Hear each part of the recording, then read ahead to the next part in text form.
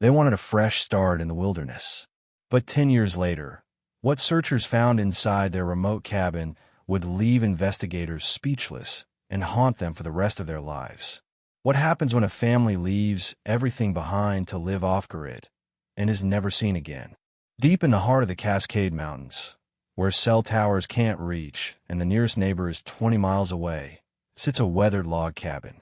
For nearly a decade, it stood silent among towering pines, its windows boarded shut, its doors sealed against time and the elements. The forest had begun to reclaim it, moss creeping up its walls, vines threading through the porch railings. But inside that cabin lay something that would challenge everything investigators thought they knew about missing persons cases. Something so disturbing, so incomprehensible, that when the truth finally emerged, it would leave more questions than answers. The wind whispers through these mountains differently now. Local hikers speak of an unnatural stillness that settles over this particular stretch of wilderness. Animals avoid the area. Even the birds seem reluctant to land on the cabin's rotting roof. This is the story of the Hartwell family, Michael, Sarah, and their two children, Katie and Jacob. A family who sought paradise in isolation, but found something else entirely. Something that would trap them in their own dream turned nightmare. What happened in that cabin during those final days? What drove a loving family to the brink of madness in their self-imposed exile? And why, when searchers finally broke down that door, did they find evidence of something so terrible that some refuse to speak of it, even today? The answers lie buried in journal entries written by candlelight, in messages scratched into wooden walls, and in the haunting final photographs found scattered across a kitchen table. Images that show a family's slow descent into something unthinkable. But we're getting ahead of ourselves. To understand the horror of what happened inside that cabin, we must first understand the dream that brought them there. Michael Hartwell was 42 years old when he made the decision that would seal his family's fate. A software engineer from Seattle, he'd grown weary of the corporate grind, the traffic, the endless cycle of work and consumption that seemed to define modern life. His wife, Sarah, a former elementary school teacher, shared his growing disillusionment with their suburban existence. Their children, Katie, 16, and Jacob, 14, were struggling too. Katie had developed severe anxiety about social media and school performance, while Jacob had begun acting out, getting into fights, his grades plummeting. The family felt trapped in a system that demanded more and more while giving less and less in return. "We're not really living," Michael had written in his final Facebook post before deleting his account. "We're just existing in boxes, staring at screens, forgetting what it means to be human." The idea started small. Weekend camping trips that stretched longer and longer. Sarah began homeschooling the children. Michael worked remotely when possible, his savings account growing as their expenses decreased. They talked about pioneers, about people who'd carved out lives in the wilderness with nothing but determination and love. Sarah kept a blog during those early days, documenting their gradual transition. Her words radiate with hope and excitement. "We're learning to can vegetables, to read weather patterns, to find joy in simple things." The children are thriving. Katie hasn't had an anxiety attack in months. Jacob spends his days building things with his hands instead of destroying them in anger. The family researched locations for months. They needed somewhere remote enough to avoid interference, but not so isolated that basic supplies would be impossible to obtain. They settled on 40 acres in the Cascade Wilderness, accessible only by a logging road that turned to a dirt track for the final 8 miles. Michael had inherited money from his father's estate, enough to buy the land outright and fund their new life for several years. They planned carefully: solar panels, a well, a generator for emergencies. They would grow their own food, hunt when necessary, live in harmony with the natural world. But the cabin they built in hope would become the stage of an unthinkable mystery. The property came with a small, primitive cabin that the previous owner had used as a hunting lodge. The Hartwells spent the summer of 2013 renovating it, adding rooms, installing the solar system, digging a root cellar. Their blog posts from this period show a family transformed, sunburned, muscled, laughing together as they worked. "We're building more than a home," Sarah wrote in her final blog entry. "We're building a life that has meaning. Every board we nail, every window we install, it's all connected to our values, our dreams." The children understand now that happiness doesn't come from having things. It comes from being present, from being connected to something larger than yourself. That blog went silent in September 2013, just as the first winter storms began to gather in the mountains. The family had posted regularly for months, sharing photos of their progress, their meals cooked over a wood stove, the children learning to identify edible plants and animal tracks. Then nothing. At first, friends and family assumed they were simply too busy settling in to maintain social media contact. Michael had been increasingly critical of technology anyway, calling it a leash that keeps us tied to a system that's poisoning our souls. But as weeks turned to months, the silence became troubling. Letters went unanswered. Phone calls went to voicemail boxes that filled up and were never cleared. When Sarah's sister drove to the base of the logging road in November 2013, an early snowfall had already made the final 8 miles impassable. She would wait until spring to try again. By then, it would already be too late. What forces were already at work in that remote cabin? What challenges had the family encountered that they couldn't share with the outside world? The happy, hopeful people in those final blog posts were about to face something that would test everything they believed about human nature, about family bonds, about survival itself. And in the growing darkness of their first mountain winter, something would begin to go very, very wrong. The Hartwell property sat at an elevation of 4,500 feet, surrounded by old-growth forests that had stood for centuries. The nearest town, Cedar Falls, was a 2-hour drive down winding mountain roads, and that was in good weather. In winter, the family would be completely cut off for months at a time. This isolation was exactly what they'd wanted.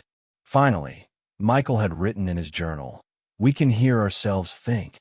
The land itself seemed almost otherworldly. Massive Douglas firs stretched toward the sky, their trunks so wide that the entire family holding hands couldn't encircle them. Moss carpeted the forest floor, muffling sound and giving the woods an almost cathedral-like quality. A creek ran through the property, providing fresh water and a constant background murmur that Sarah said reminded her of whispered prayers. But the wilderness was also indifferent to human dreams and plans. The climate was harsh, with winter temperatures dropping well below freezing and summer days that could swing from 80 degrees to 40 degrees in a matter of hours. The growing season was short, the soil rocky and acidic. Tom Morrison, who owned property 12 miles away, was the closest thing the Hartwells had to a neighbor. He'd encountered Michael a few times that first summer, always finding him friendly and enthusiastic about the challenges ahead. They seemed real committed to making it work, Morrison later told investigators. But I did warn him about the winters up there. Even us old-timers who've been in these mountains all our lives, we respect what winter can do to you if you're not prepared. Morrison had offered to check on the family periodically, but Michael had politely declined. "We appreciate the offer, but we want to do this on our own. That's the whole point, to prove to ourselves that we can live independently without relying on others." The mail carrier, Jenny Walsh, delivered to a box at the bottom of the logging road. She remembered the family's mail pile growing larger and larger through the fall of 2013. "At first I thought maybe they were just too busy to come down and get it," she said. "Lots of off-grid folks are like that. They get their mail maybe once a week, once every 2 weeks. But by December, that box was overflowing." Walsh had driven partway up the logging road once, but her postal truck couldn't handle the rough terrain. She left a note asking the family to contact the post office, but never heard back. In town, rumors began to circulate. Cedar Falls was the kind of place where everyone knew everyone else's business, and the Hartwells had made an impression during their supply runs that first summer. They'd been regulars at Henderson's General Store, stocking up on bulk foods, kerosene, batteries, the kind of purchases that marked them as serious about their off-grid lifestyle.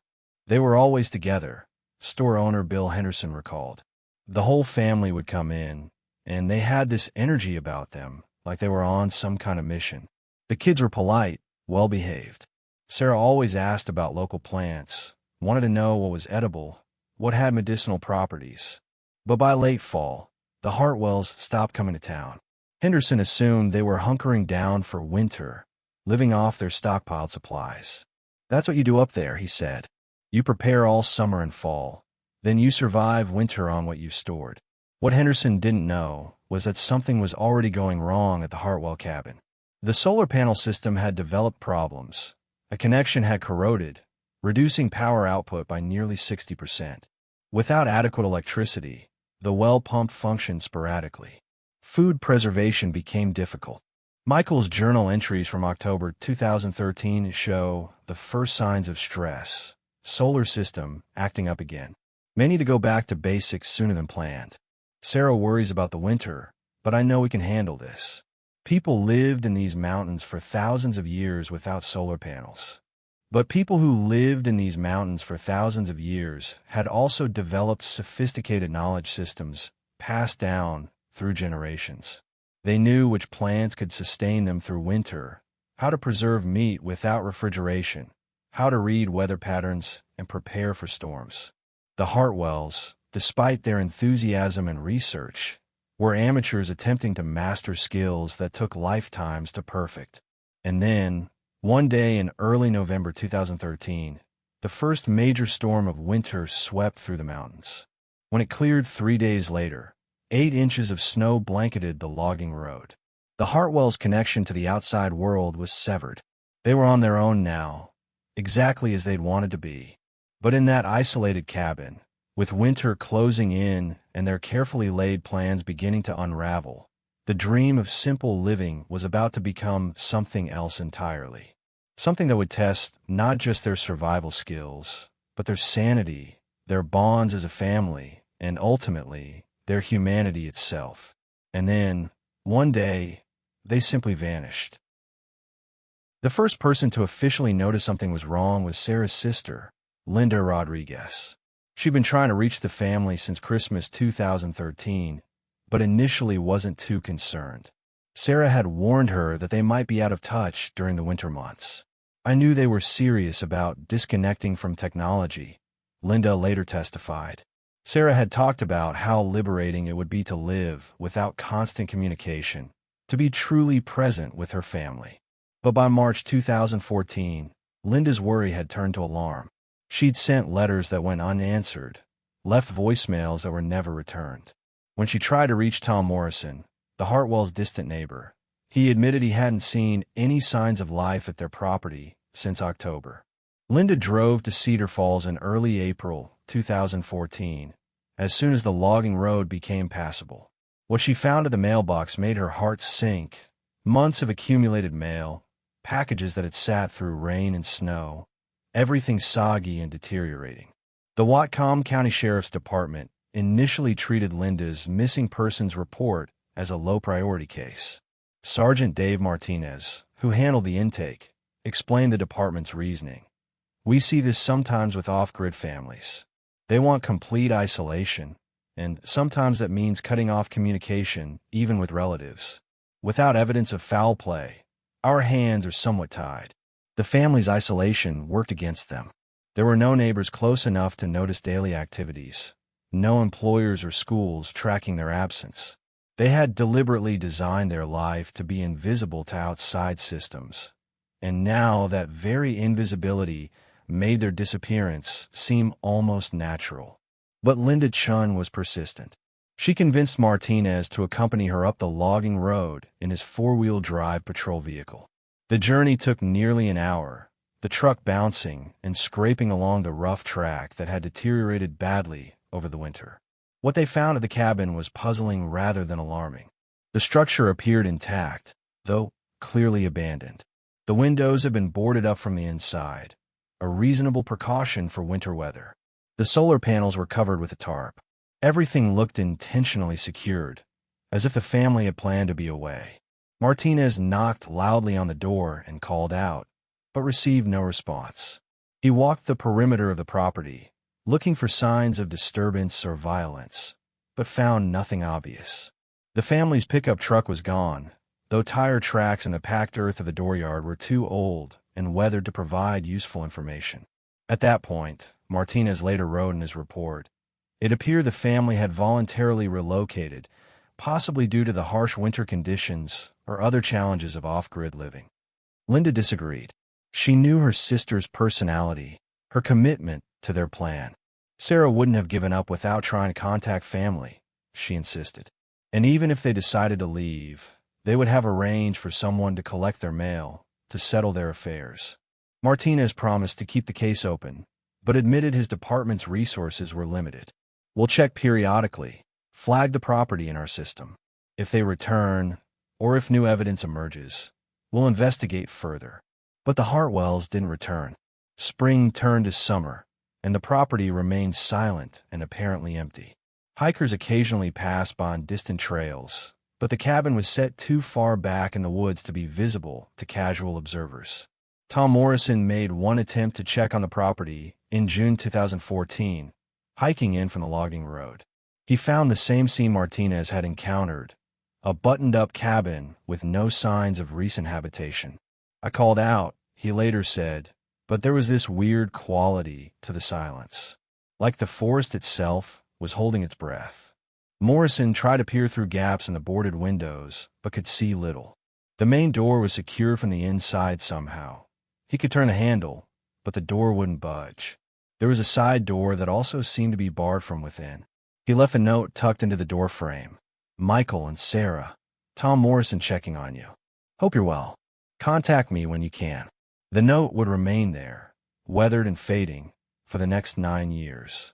As months passed, the Hartwell disappearance became a local mystery that occasionally surfaced in coffee shop conversations and online forums. Some believed the family had simply abandoned their off-grid experiment and relocated without telling anyone. Others suspected something more sinister, that they become victims of transients, drug dealers, or other criminals who sometimes used remote areas for illegal activities. The most optimistic theory was that they'd found their lifestyle too challenging and had left to start over somewhere else, perhaps embarrassed by their failure to thrive in the wilderness. But there was one detail that bothered Linda Rodriguez and others who knew the family well: Michael's journal. He'd been a meticulous record keeper, documenting every aspect of their off-grid preparation and transition. If they'd made a planned departure, he would have documented that too. The abrupt end of all communication, all record-keeping, seemed completely out of character. The case officially went cold in late 2014. The Hartwells were listed as missing persons, but without evidence of foul play or any new leads, the investigation stagnated. Their property was eventually posted with no trespassing signs, though the remote location meant enforcement was practically impossible. For nearly a decade, the cabin sat in silence, hiding its secrets, slowly being consumed by the forest. The boarded windows became homes for insects and small animals. Moss crept up the walls. The roof began to sag under the weight of accumulated debris. And inside, frozen in time, waited evidence of what had really happened to the Hartwell family during those final months of their off-grid dream. Evidence so disturbing that when it was finally discovered, investigators would wish they'd never opened that door. For nearly a decade, the cabin sat in silence, hiding a terrible secret. As the years passed, the Hartwell disappearance settled into the category of unsolved mysteries that haunt small communities. In Cedar Falls, it became the kind of story that emerged during late-night conversations at the local bar, or when hikers gathered around campfires sharing tales of the mountains. The theories multiplied and evolved. Some locals became convinced that the family had been murdered by drug dealers using the remote area for manufacturing operations. Others believed they'd simply packed up and left when their idealistic plans collided with harsh reality. A few thought they might have died in an accident, fallen into a hidden ravine, been caught in an unexpected storm, and that their bodies would eventually be found by hunters or hikers. But the most persistent theory, whispered in the kind of voice people use for ghost stories, was that something darker had happened in that cabin. Something that explained not just the family's disappearance, but the strange atmosphere that seemed to surround the property. Tom Morrison, their distant neighbor, spoke of changes he'd noticed in the area since the disappearance. The wildlife patterns shifted, he told anyone who would listen. Used to be you'd see deer, elk, even bear in that section of forest. Now it's like they avoid it entirely. Morrison had hiked past the property several times over the years, always hoping to find some sign that the mystery had been resolved. Instead, he found only an increasing sense of unease. "There's a wrongness to the place now," he said. "I know that sounds crazy, but any hunter will tell you. Sometimes the forest tells you things. And that place is telling me to stay away." Jenny Walsh, the mail carrier, had her own unsettling experiences. Even though mail delivery to the Hartwell box had officially ceased in 2015, she sometimes drove past the logging road entrance during her rural route. "I swear I've seen lights up there at night," she confided to friends. "Just flickers, like candlelight or firelight." But when the sheriff's department checked, they never found anything. Other drivers reported similar sightings, brief glimpses of illumination deep in the forest, always in the direction of the Hartwell property. These reports led to 3 official investigations between 2015 and 2019, but each found only the same sealed, apparently empty cabin. Online, the case attracted attention from true crime enthusiasts and conspiracy theorists. A Facebook group called "What Happened to the Hartwells" grew to nearly 3,000 members, sharing theories ranging from the plausible to the bizarre. Some members organized unofficial expeditions to the property, but the remote location and no trespassing signs deterred all but the most determined. Linda Rodriguez never gave up hope of finding answers.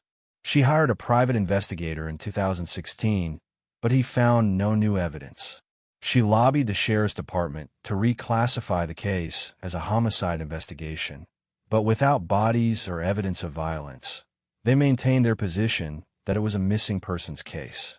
"My sister would not have just vanished," Linda said in a 2018 interview with a regional newspaper. "Sarah was responsible, organized. If they decided to leave that property, she would have made arrangements for their belongings, their mail, their legal affairs. The fact that everything was left as if they expected to return tells me something prevented them from returning." The property itself began to deteriorate in ways that seemed to accelerate beyond normal weathering. The solar panels, exposed to years of weather, cracked and warped. The cabin's metal roof developed rust stains that spread like bloodstains across the green paint. Windows that had been boarded up tight began to show gaps as the wood warped and shrank. Local teenagers, drawn by the mystery and the isolation, occasionally attempted to reach the cabin. Most were turned back by the difficult terrain and their own growing unease as they approached the property. Those who did get close reported a heavy, oppressive feeling that made them want to leave immediately. Marcus Webb, who had been 16 when the family disappeared and was now in his 20s, described his experience hiking to the cabin in 2019. "The closer we got, the quieter it became.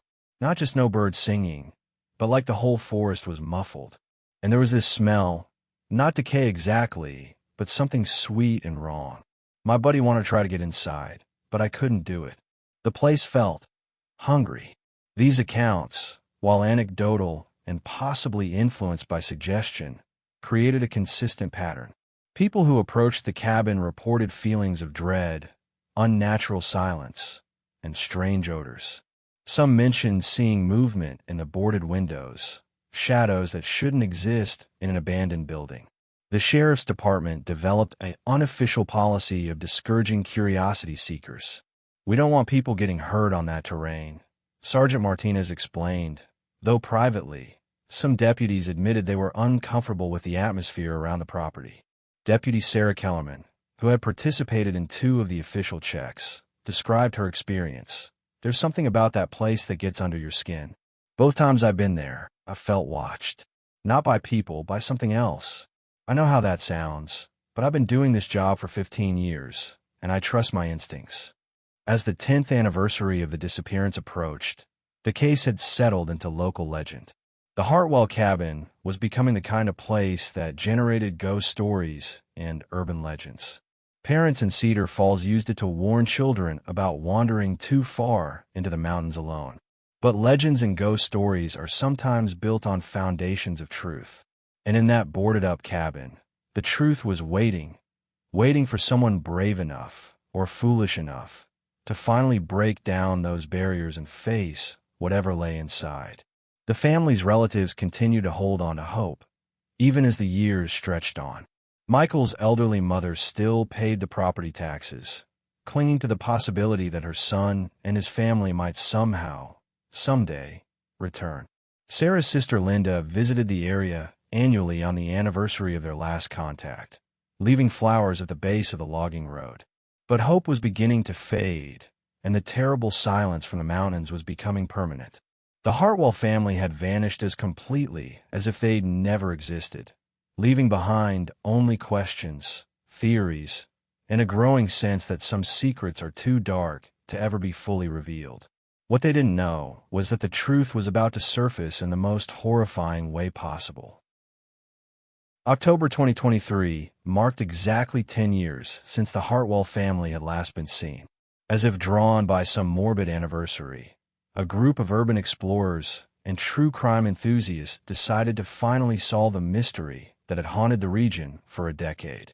The group called themselves the Pacific Northwest Missing Persons Research Society, though they were really just 5 individuals connected through online forums and social media groups dedicated to cold cases. Their leader was Rebecca Santos, a former journalist who had become obsessed with missing persons cases after her own brother disappeared during a hiking trip in 2018. The other members included David Park, a photographer who specialized in abandoned buildings, Amanda Miller, a psychology graduate student writing her thesis on isolation and mental health, Marcus Webb, the local man who had attempted to reach the cabin years earlier as a teenager, and Dr. James Hoffman, a retired forensic anthropologist who volunteered his expertise to help families find closure. They had obtained permission from Linda Rodriguez to investigate the property, though she had mixed feelings about their mission. "Part of me wants to know what happened," she told Santos during a phone conversation. "But part of me is terrified of what you might find." The group spent weeks preparing for their expedition. They studied topographical maps, gathered proper equipment, and researched everything they could find about the case. Dr. Hoffman brought metal detectors and other tools that might help locate evidence. Park prepared multiple cameras and lighting equipment. Miller packed psychological evaluation materials, hoping to find journals or other writings that might explain the family's mental state. They drove to Cedar Falls on a crisp Friday morning, the kind of October day when the mountains seemed to glow with autumn colors. But as they turned onto the logging road, the atmosphere changed. The further they traveled from civilization, the more oppressive the forest seemed to become. "It was like driving into a tunnel," Santos later wrote in her report. "The trees closed in around us, blocking out more and more light. By the time we reached the end of the road, it felt like we were in a completely different world." The logging road had deteriorated significantly since the last official investigation. What had once been passable by 4-wheel drive vehicles was now barely navigable on foot. Fallen trees blocked sections of the path, forcing the group to climb over massive trunks or detour through thick underbrush. The hike from the end of the drivable road to the cabin took nearly 2 hours. As they climbed the final hill, Marcus Webb, who had been this far before, began to show signs of distress. "This isn't right," he muttered, stopping frequently to look around. "Something's different. The forest is too quiet." The others noticed it too. Despite the moderate temperature and clear weather, they encountered no wildlife. No birds sang in the trees. No squirrels chattered from the branches. Even insects seemed scarce. The only sound was their own breathing and the crunch of their footsteps on fallen leaves. Amanda Miller began documenting their observations. Marked absence of typical forest sounds. Atmospheric pressure feels heavy despite clear skies. Group members reporting feelings of unease that intensify as we approach the target location.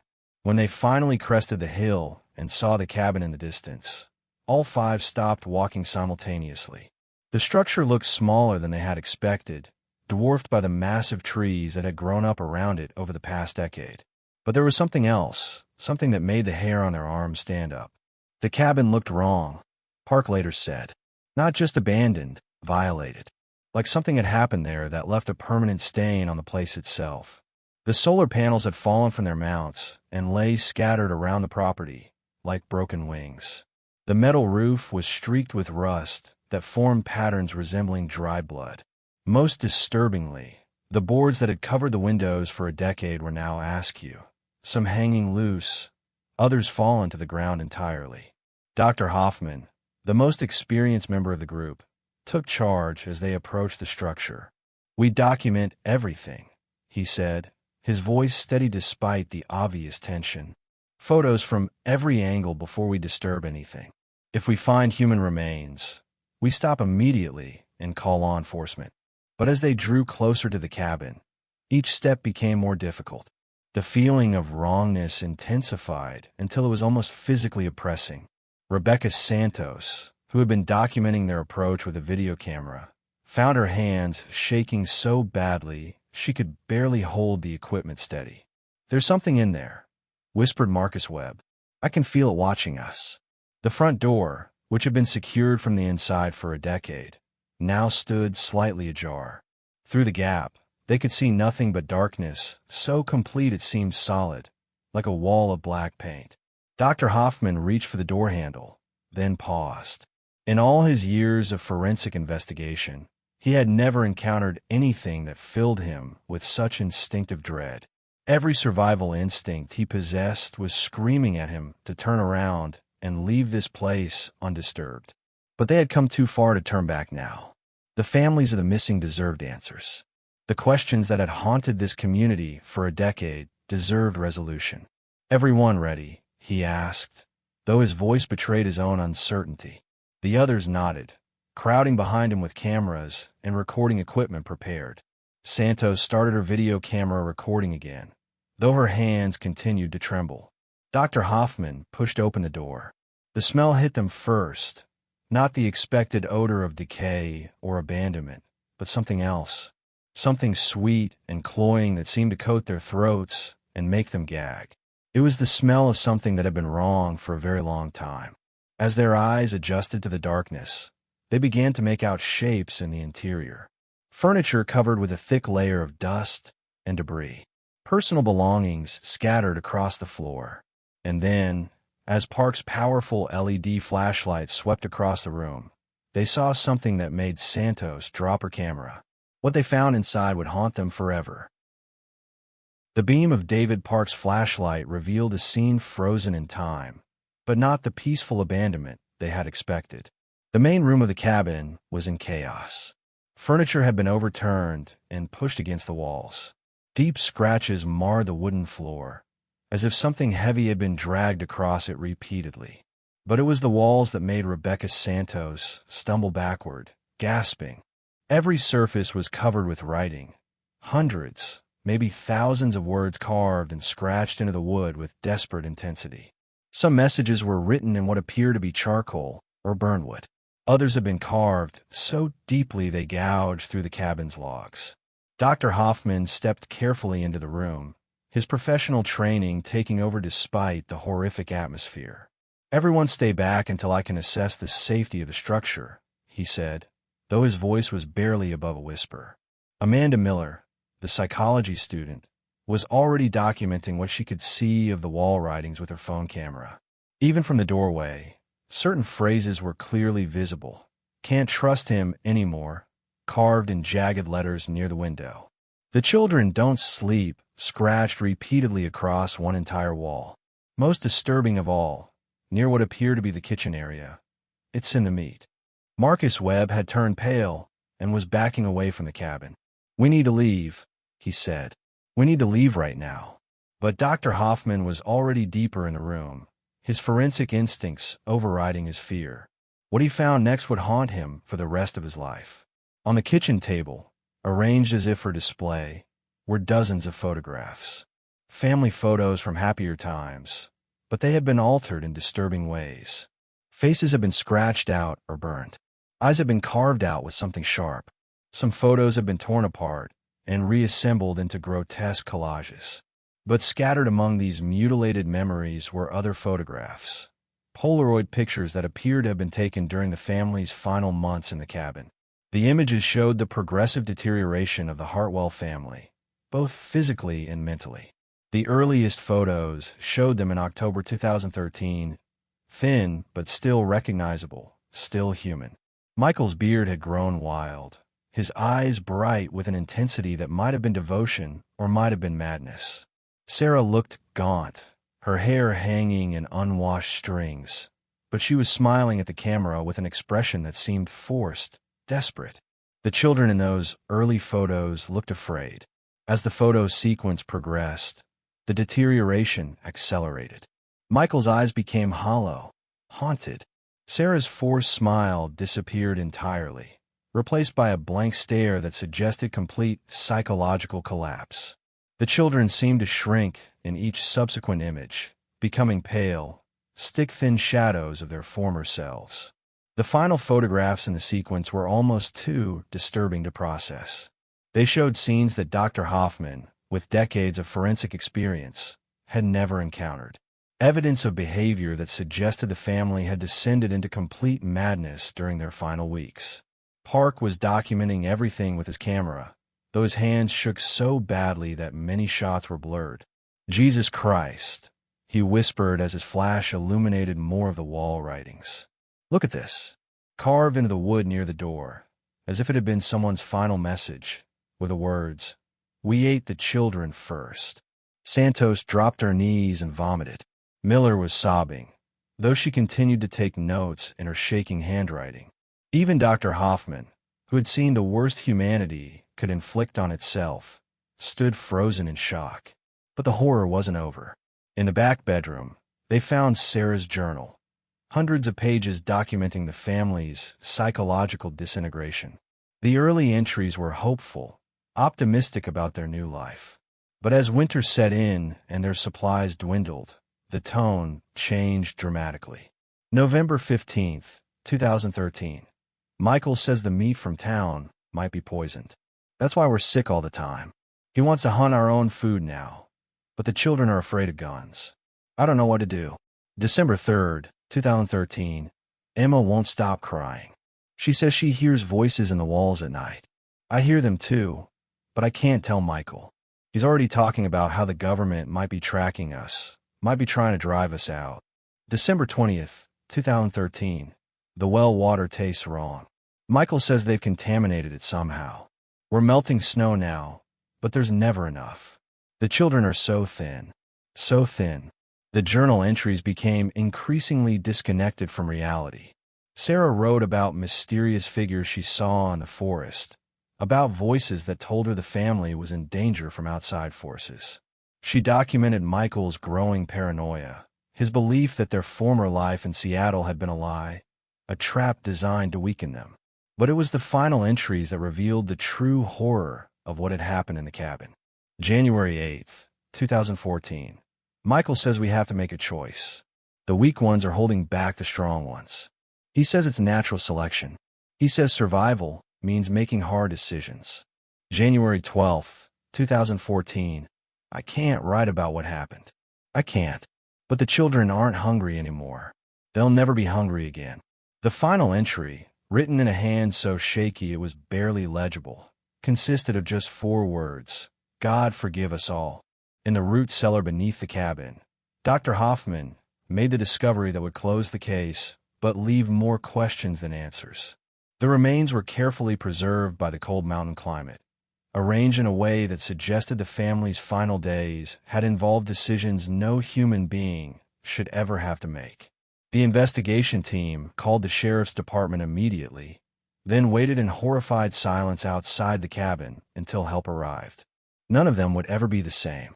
What they had discovered would challenge everything investigators thought they knew about human nature, about family bonds, about what people are capable of when pushed beyond the breaking point of desperation and isolation. The Hartwell family hadn't been murdered by outsiders. They hadn't died in an accident. They hadn't simply abandoned their off-grid dream. They had become something else entirely in those final months, something that demonstrated the terrible fragility of civilization, the thin line between humanity and savagery that exists in all of us. But the most haunting discovery was yet to come. When Sheriff Martinez arrived at the scene 6 hours later with a full forensic team, he found the 5 investigators sitting in shocked silence at the base of the logging road, none of them willing to return to the cabin. Dr. Hoffman, despite his decades of experience with violent death, was visibly shaking as he briefed the sheriff on what they had discovered. "I've seen war crimes," Hoffman told Martinez. "I've examined mass graves, genocide sites, the worst humanity can inflict. But what happened in that cabin, it's something different. It's what happens when the social contract completely breaks down, when people are pushed so far beyond their limits that they stop being people." The official investigation took 3 days. Crime scene technicians documented every inch of the cabin, photographed every wall carving, cataloged every piece of evidence.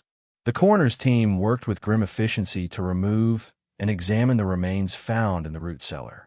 What emerged was a timeline of psychological disintegration that experts would later describe as one of the most complete documentations of isolation-induced psychosis ever recorded.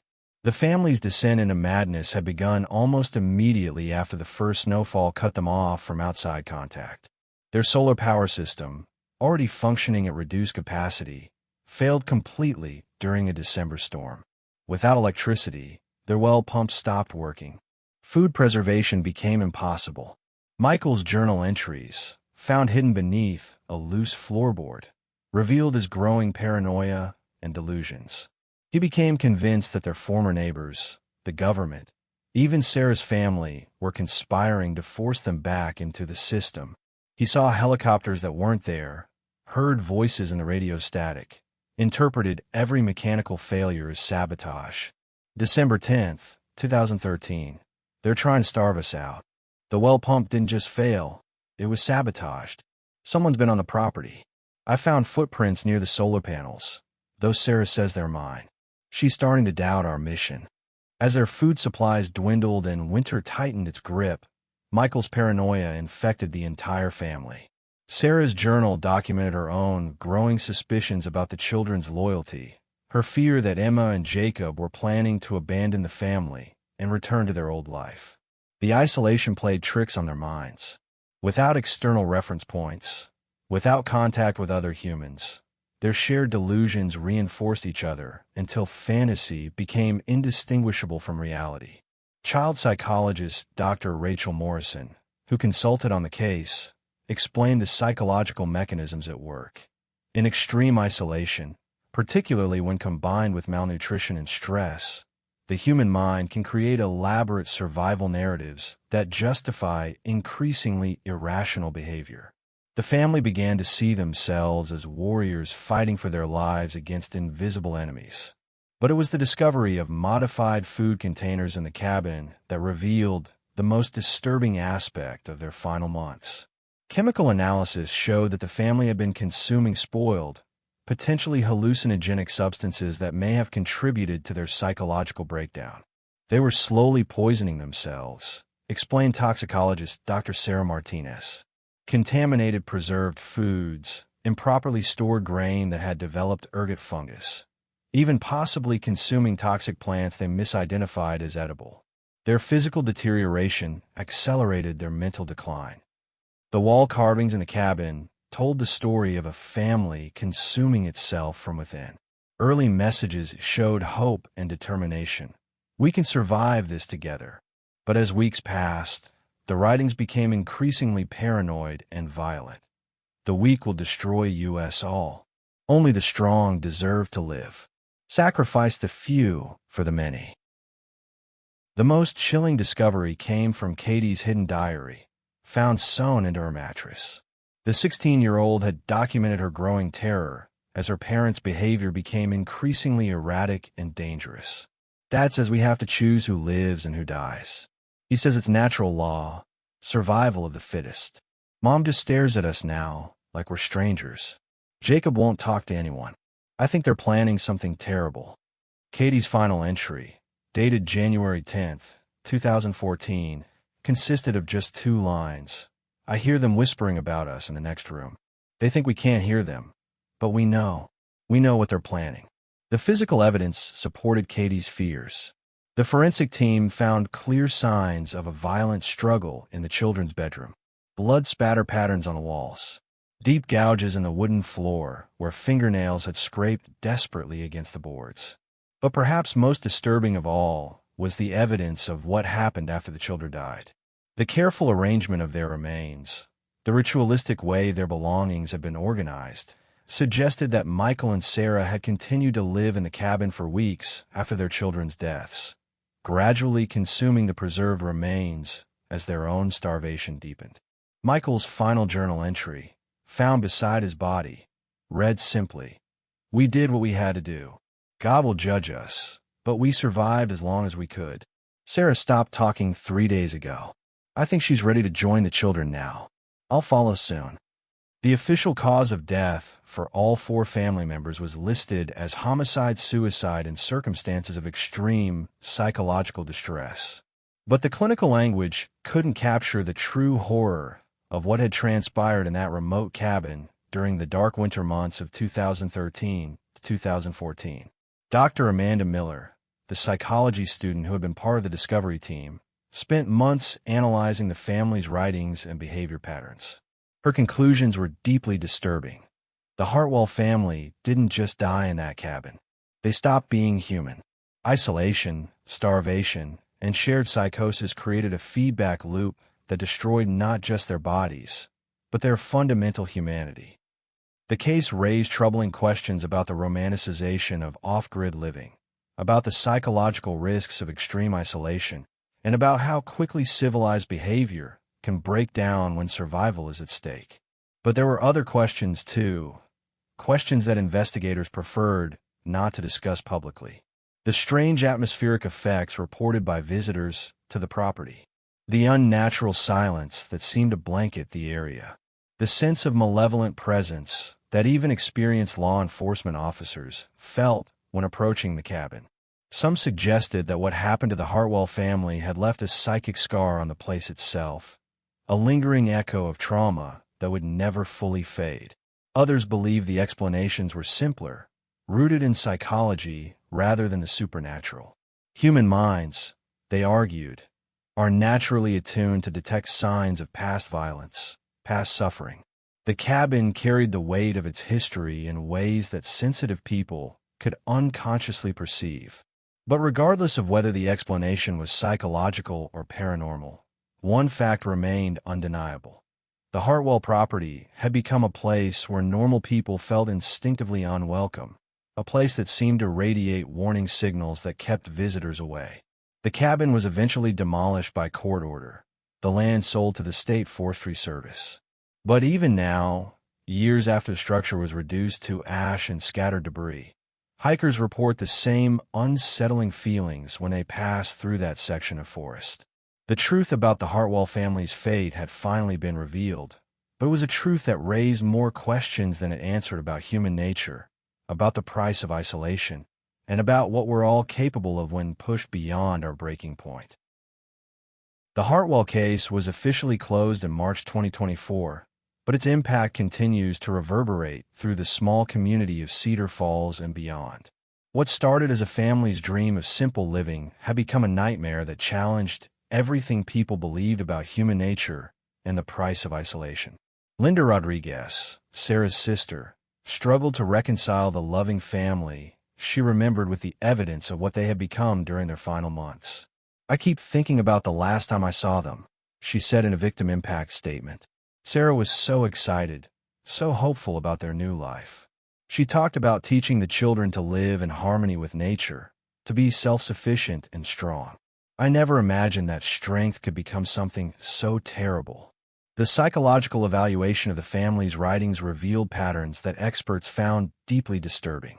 Dr. Amanda Miller's analysis, published in the Journal of Extreme Psychology, documented how quickly social bonds can dissolve under extreme stress. The Hartwell case demonstrates that civilization isn't a permanent achievement. It's a fragile construct that requires constant reinforcement. Remove the social structures, the external reference points, the simple human contact that keeps us grounded, and even loving families can become something monstrous. Tom Morrison, the family's distant neighbor, was perhaps the most affected by the revelations. He had spent 10 years wondering if he should have done more, checked on them more frequently, insisted on maintaining contact despite their desire for complete independence. "I keep thinking about that last conversation with Michael," he said. "He was so determined to prove they could make it on their own. But maybe independence isn't supposed to be absolute. Maybe we need each other more than we want to admit." The case sparked a broader conversation about the off-grid movement and its potential risks. While thousands of families live successfully in remote areas, the Hartwell tragedy highlighted the importance of maintaining some connection to the outside world, some safety net that can intervene when things go wrong. Child welfare advocates pointed to the case as evidence that children need protection from their parents' extreme lifestyle choices. "Katie and Jacob Hartwell didn't choose to be isolated in that cabin," said Dr. Rachel Morrison. "They were victims of their parents' decisions, and when those decisions led to psychological breakdown, the children paid the ultimate price." But other experts cautioned against drawing overly broad conclusions from such an extreme case. "The Hartwell family experienced a perfect storm of factors," explained survival psychologist Dr. Mark Stevens. "Equipment failure, contaminated food, extreme isolation, and probably underlying mental health issues that were exacerbated by stress. This isn't what normally happens to off-grid families." The Discovery team members struggled with their own psychological aftermath. Rebecca Santos, the former journalist who had organized the expedition, found herself unable to continue her missing persons research. "Some questions shouldn't be answered," she said. "Some doors shouldn't be opened. What we found in that cabin changed my understanding of what people are capable of, and I'm not sure I can live with that knowledge." David Park, the photographer, developed severe PTSD after viewing the images he had captured in the cabin. His photographs, considered too disturbing for public release, remain sealed in police evidence files. "I've photographed war zones, disaster sites, crime scenes," he said, "but nothing prepared me for the systematic documentation of a family's descent into cannibalistic madness." Dr. James Hoffman, the forensic anthropologist, retired from active casework after the Hartwell investigation. "In 40 years of examining violent death, I learned to maintain professional distance," he explained. "But the Hartwell case broke through that barrier. It forced me to confront the reality that any of us, under the right circumstances, could become monsters." The property where the cabin once stood remains under state control, officially designated as a wildlife preservation area. Unofficially, it's become a place that most people instinctively avoid. The few hikers who venture into the area report the same unsettling sensations that visitors described for years: an oppressive silence, a sense of being watched, an overwhelming urge to leave. Some believe the land itself was somehow contaminated by what happened there, that violence and suffering can leave permanent scars on a place. Others argue that the reports are simply psychological, the product of suggestion and the human tendency to project fear onto ambiguous stimuli. But regardless of the explanation, the former Hartwell property has become a place where people don't linger, where even experienced outdoorsmen feel unwelcome. It serves as a permanent reminder of what happened there, a warning about the dangers of pushing human endurance beyond its limits. The broader lessons of the Hartwell tragedy continue to influence discussions about sustainable living, mental health, and child protection. Their story has become a cautionary tale told in survival forums, psychology classrooms, and family counseling sessions, a reminder that the line between civilization and savagery is thinner than most people want to believe. Linda Rodriguez has established a foundation in her sister's memory, focused on providing mental health resources to isolated communities and promoting safety protocols for off-grid families. "Sarah's dream of living simply and naturally wasn't wrong," she says. "But dreams need to be balanced with reality, independence with community, strength with wisdom." The Hartwell case forces us to confront uncomfortable questions about human nature. What happens when the social structures that govern our behavior are stripped away? How quickly can love turn to violence when survival is at stake? Are we all capable of monstrous acts if pushed far enough beyond our limits? These are questions without easy answers, questions that challenge our most fundamental beliefs about morality, family, and civilization itself. The Hartwell family thought they were escaping the corruption of modern society, but they discovered something far worse: the capacity for evil that exists within all of us, waiting for the right circumstances to emerge. Their story serves as a warning about the dangers of extreme isolation, but also as a reminder of why human communities exist in the first place. We don't just live together for convenience or economic advantage. We live together because community is what keeps us human. What do you think happened inside that cabin? Could any family, under similar circumstances, have descended into the same madness? And perhaps most troubling of all, what would you have done if you had been trapped in that isolated cabin, watching your family slowly starve, feeling your own sanity slip away with each passing day? The Hartwell tragedy reminds us that civilization is not guaranteed, that humanity is not automatic, and that the price of extreme independence can be higher than anyone imagines. If this story has shocked you, share it with others, not for entertainment, but as a warning about the thin line we all walk between civilization and chaos, between love and violence, between being human and becoming something else entirely. The mountain forest has reclaimed the site where the Hartwell cabin once stood, but the questions their story raises will haunt us long after the last traces of their tragedy have been erased by time and weather. Some mysteries, once solved, leave us wishing they had remained mysteries forever.